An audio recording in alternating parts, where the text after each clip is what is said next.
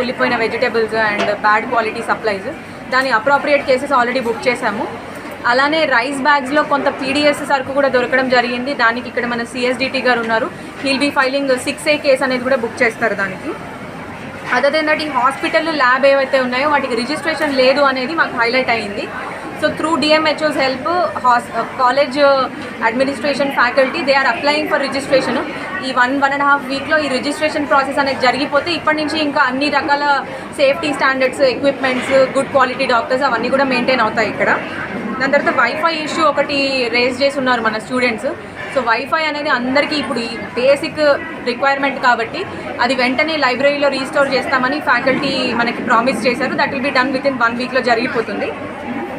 అలానే district administration side నుంచి ఇంకొక డెసిషన్ కూడా మేము తీసుకున్నాము. ఎవ్రీ సండే ఇక్కడ ఒక మెంటల్ హెల్త్ క్యాంప్ అనేది we will be organizing in association with health department.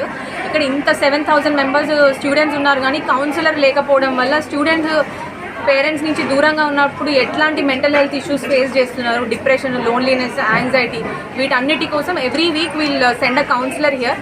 వాళ్ళతో ఇంటరాక్ట్ అయ్యి ఎలాంటి మెంటల్ హెల్త్ రిలేటెడ్ ఇష్యూస్ ఉన్నా కూడా షేర్ చేసుకొని దానికి అప్రోప్రియేట్ ట్రీట్మెంట్ ఆర్ కౌన్సిలింగ్ అనేది ఇప్పిస్తాం. So these are some of the short term ఇమీడియట్గా ఏమేమైతే సాల్వ్ చేయగలమో అది చేయడం జరిగింది. దాని తర్వాత ఒక ఇంపార్టెంట్ పాయింట్ ఏంటంటే ఈ IIIT అనేది ఇట్స్ అన్ ఆటోనామస్ బాడీ. మేము ఎవరం కూడా ఇక్కడ రావాలని మాకు లేదు, బట్ ఇంత ఇష్యూ అయింది కాబట్టి రావడం జరిగింది. Going forward we have confidence that వీళ్ళే ఇక్కడ ఉన్న ఇష్యూస్ని ఇంటర్నల్గా సాల్వ్ చేసుకుంటారని వీఆర్ హోపింగ్. Thank you.